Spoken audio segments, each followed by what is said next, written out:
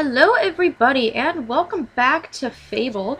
I am now back on my file that I've been playing on for the whole playthrough. Last two videos I did were side quests that I did on an additional file that I have as backup because I somehow managed to screw them up on this file. But now that I'm back, holy content Batman, I got so much stuff to talk about. It's going to take me a couple of videos, so I really don't know where to start. I guess I need to really upgrade. I haven't done that in a while. Because I was the henchman last time we played in co-op, uh, if you're the henchman, you have to actually go through what you did as the henchman as a hero. So we went through the Belverine area. I had to do that by myself in my own file.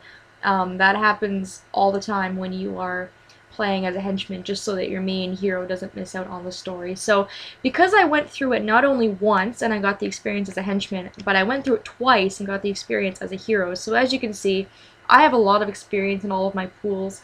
11,000 in strength, 5,000 in skill, 6,000 in will, and 26,000 general experience. In the grand scheme of things, that's really not going to buy me much because things cost so much, but there's a couple things I think I can get. I'm going to upgrade my physique, first of all, which is going to give me big, manly man muscles of awesomeness. And I'm going to be... all the ladies are going to crawl all over me. I'm also going to get brutal styles so that I can learn how to flourish. Brutal styles is basically giving you skills you can use for your weapon. So, just like in the first Fable, flourishes allow you to unleash a super powerful attack, and it's unblockable.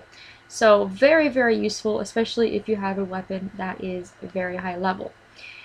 As for skill, I think because speed is going to cost me so much, I am just going to go ahead, I'm going to buy Dexterous Styles upgrade, which is going to allow me to enter aim mode. This is really important. There's a side quest in this game that pretty much has to be done using the aiming mode. I'm going to do it all in a separate video, but you can hit things from far away or targets that you can't see, or you can get the jump on an enemy early. It's very useful. You get it very early on, and I do recommend getting it even if you don't plan on using your skill type weapons as your primary weapon, because you will probably need it if you're wanting to do like completion sort of stuff in this game. I'm also going to get an accuracy upgrade because it only takes out 4,000 from my general experience and I still have 22,000 to spare. As for what I want to do for magic, I don't really think I actually want to do anything. I might get a shock upgrade and that will be it. So I still have 13,000 left, and my shock is now 3 stars. It only goes up to 4 stars, and my next upgrade is going to cost 64,000, which, no thank you. That is a lot. So we're not going to be able to do a whole lot with magic for a while, unless I decide I want to get an upgrade in Inferno, or I want to get a lot of the other spells, but I'm not generally a big magic user, so... with that, with everything we spent, we can't afford anything in the skill or strength section. We still can buy a bunch of stuff in will, but we're going to save our general experience, and we're going to start pooling all of that over again. And by the time we're done the Crucible, I should just be like a complete tank. Speaking of the Crucible, I definitely have enough renown to compete in the Crucible right now, so I don't have to do a lot of these quests, but I can do some of them. For example, Slave Rescue comes up randomly throughout the game. These can be completed just for extra renown and money. They're given to you by town guards. It's kind of just like a little mini fetch quest you can do. There's also ones for being a bounty hunter, and I think you can do it the opposite, where you can work on the bad side of things and kill guards and, you know, do all other things. So they're basically just like little mini quests. I'll demonstrate that later, but I'm kind of quested out. I just want to get a lot of updates to everybody before we go to the Crucible. So that one has popped up for me. Westcliff Development. We met Barnum when we went to Westcliff in co-op, and we're gonna pay him the 5,000 gold because that really doesn't take very long, and we have to go to Westcliff anyways. Plus, it's worth 1,500 renown, which is absolutely ridiculous. I mean, That right there, if you were looking for renown, would be enough to get you into the Crucible. So there's that. This one has come up. This is Defender of the Light. I think this only comes up when you have a certain amount of good points, and then I think there's another one for the Temple of Shadows, which is kind of the opposite. The Temple of Shadows will give you a different sort of quest to do if you're looking to get into their kind of faction sort of thing. And then everything else is pretty much the same. We can go to the West Cliff shooting range. I haven't practiced at this, but I do know that you can get the best gun in the game by doing this. So it's definitely not a bad idea, and we will have to try it out. But I actually just bought new equipment, so I'm not too worried about that right now. So my Master Cutlass cost me, I think, $12,000. Like, it wasn't cheap, but it does 75 damage, which is just absolutely brutal. I just cut through enemies. It's also incredibly fast.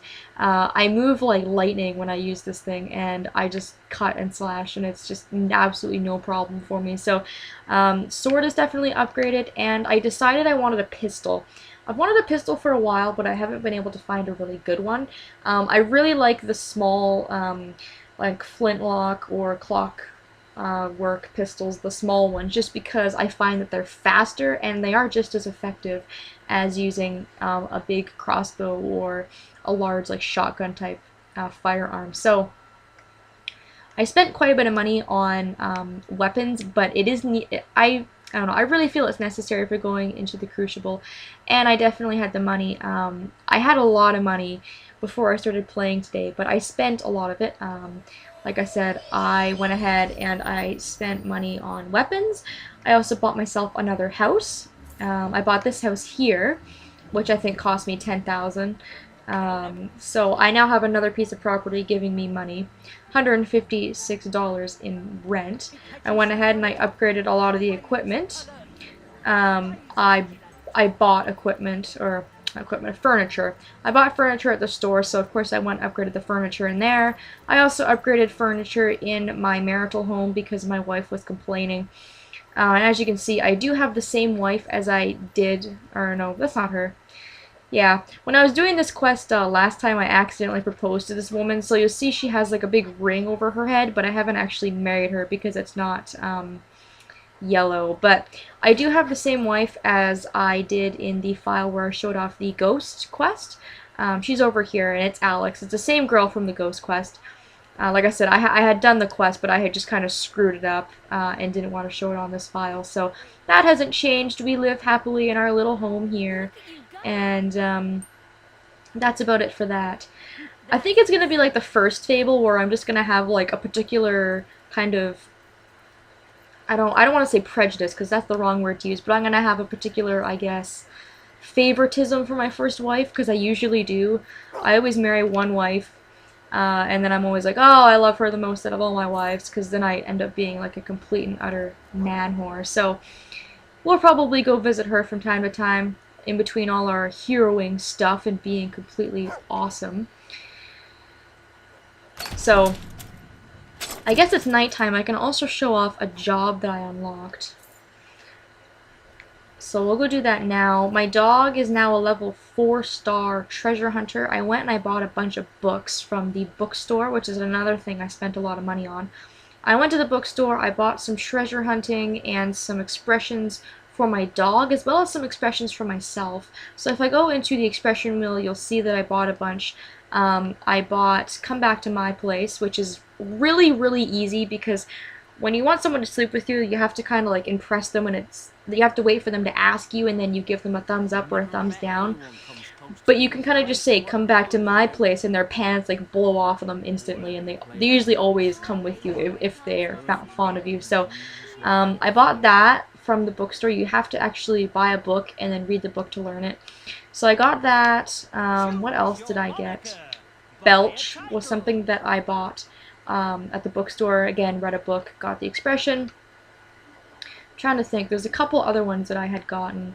I think it's in the rude section. Yeah, I got middle finger, which is obviously very, very rude if you want to be a complete asshole. I got vulgar thrust, and I got play dead as well. So I got all of those books at the bookstore. I decided to just kind of fill out my expressions a little bit, make it a little easier to converse with all the people of Albion that love me so very much. And there's still a bunch of expressions that I have to unlock, either by getting more, like, known, or being evil, or being good, or whatever it is that I need to do. So, I'll be able to express myself more deeply for the people of Albion now, so that's good. It doesn't actually look like the job is available right now, but it might be available in Oakfield, so let me check. Sometime after we had finished the stuff before we did the last stuff, that came out really wrong.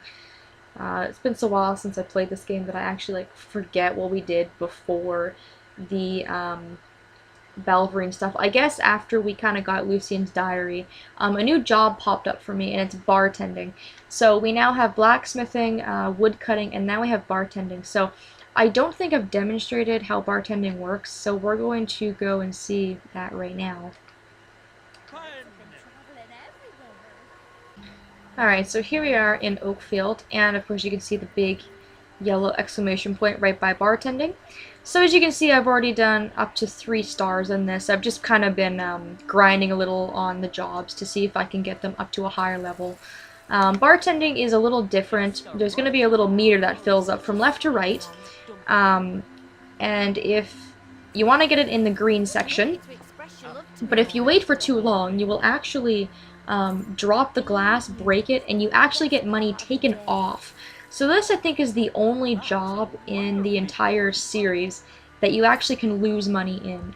There's no way to lose money in blacksmithing, and there's no way to lose money in woodcutting, but in this job, they actually take money from you. So this is pretty easy. Once you get a pretty big chain going, this thing fills up really quickly, and of course the window is a little bit smaller for, you know, amount of error that you can make. But this is not my favorite job just because it gets you, I think it actually gets you the least amount of money out of all the jobs. I mean, it's easy. All the jobs are really not that difficult, and I think as it levels up and the chains go higher, it is the easiest one to actually stay focused on and get money in. But it takes so long to get money that it just really doesn't seem worth it. Like right now, I only have 81 gold, and I have a chain of 8. Now with blacksmithing, I would have got like 81 gold on my first or my second chain, and I would be making like hundreds of dollars right now. So blacksmithing is still your best bet. But if blacksmithing isn't available, or, you know, whatever it is, and you just want some real quick, fast money, you can go ahead and grind up bartending and just get the hang of it. And I mean, it's better than nothing, really. If you really don't have enough money to buy a house, or you haven't bought a house yet, or whatever it is, and you really have no source of income elsewhere, then the jobs are good for that. So anyways, I think that's about good. I've got a chain of 13 going now. $135. So as you can see, it really didn't go up that much, which again is a little bit disappointing, but we made just under 1,000 gold, and that really only took us a couple minutes. So it's up to you what it is that you want to do. It's a matter of preference. I don't really have anything new that I think I want to show off in Oakfield. I haven't been here in a while, but there's not really much to do. So I don't really think there's anything that I want to show off here. I haven't bought a new house or anything like that, and the stalls haven't changed, and nothing really is going on here. So the video is getting a little lengthy, so I might just cut it off here and then find something else to do, because there's still lots that I want to talk about, so don't you guys worry. There is more coming. There is a landslide of awesome hero stuff to talk about. So I'm gonna end it off here, and in the next video I will keep talking about how awesome my hero is. So yeah, thanks for watching, everybody, and see you next time.